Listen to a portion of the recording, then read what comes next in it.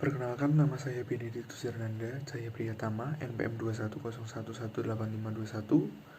Di sini saya akan mempresentasikan hasil dari evaluasi 3 mata kuliah Desain Landscape Perkotaan. Pada poin pertama terdapat identifikasi tapak lingkungan, yaitu lokasi site-nya berada di Jalan Kusumanegara, Banguntapan, Bantul, Daerah Istimewa Yogyakarta. Dan terdapat juga regulasi-regulasi seperti regulasi jalan, kemudian regulasi pembagian subbagian wilayah perencanaan, dan juga regulasi site yang disesuaikan oleh KAK DA3.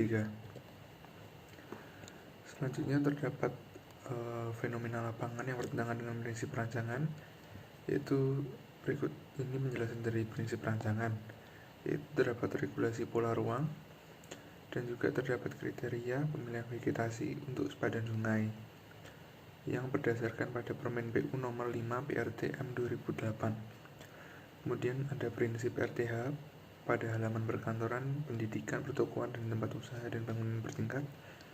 Dan juga terdapat prinsip persyaratan pola tanam vegetasi pada RTH sempadan sungai.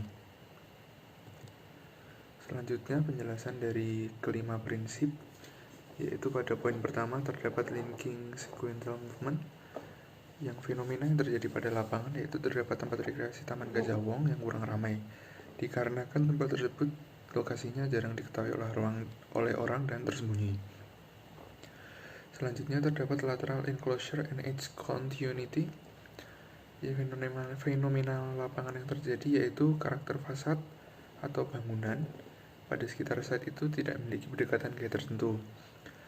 Permisalan seperti bangunan-bangunan yang memiliki konsep tersendiri.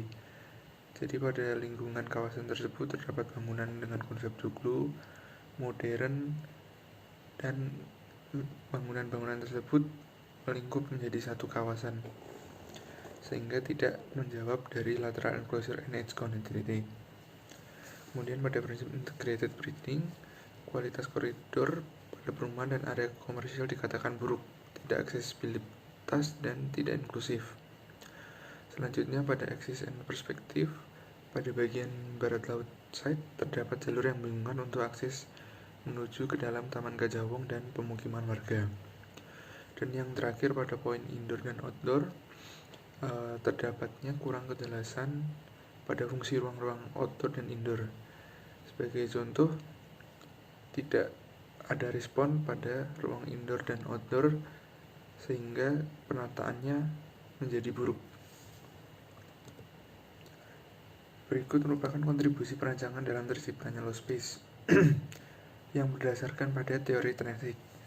Jadi perencanaan kota itu tidak optimal karena beberapa faktor, seperti perencanaan yang kurang, batasan dan definisi yang tidak teridentifikasi, faktor fisik dan fungsional, fungsi ruang yang tidak efektif, dan ruang publik yang tidak terkelola dengan baik. Dan untuk menjawab dari solusi tersebut, yaitu melakukan pendekatan holistik dalam desain, penggunaan ruang yang optimal, pemahaman mendalam terkait konteks perkotaan, lingkungan yang mendukung interaksi maupun aktivitas, dan peningkatan ruang dengan efektif. Berikut contoh dari perancangan kawasan. Pada bagian barat laut terdapat jalan dengan permasalahan, yaitu penataan koridor kurang memadai dan tidak rapi pada bagian kiri.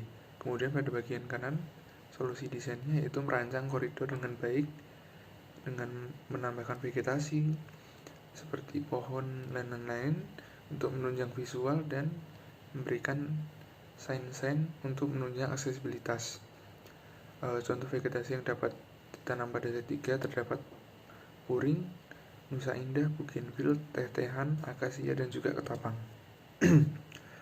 Berikut penjelasan prinsip bioklimatik pada poin housing layout. Pada seleksi kota sesuai karena merespon dari bangunan yang menghadap ke utara, selatan, dan barat.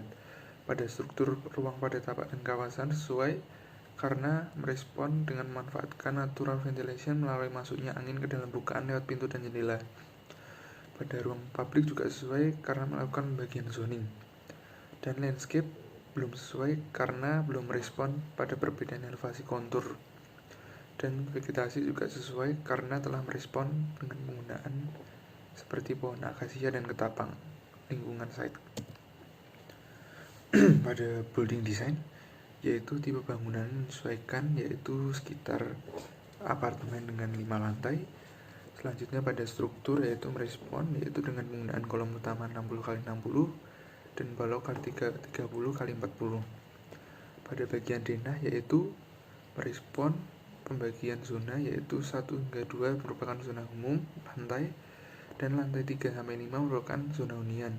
Kemudian pada bentuk, yaitu merespon bentuk balok yang menghalangi adaptif, penggunaan warna abu-abu, hitam, dan coklat, dan orientasi yang menyesuaikan dari arah matahari. Selanjutnya pada poin building element, yaitu penggunaan dinding utama menggunakan batu bata tebal 15 cm. Kemudian materialnya yaitu penggunaan secondary skin. Pada bagian atap penggunaan atap limas.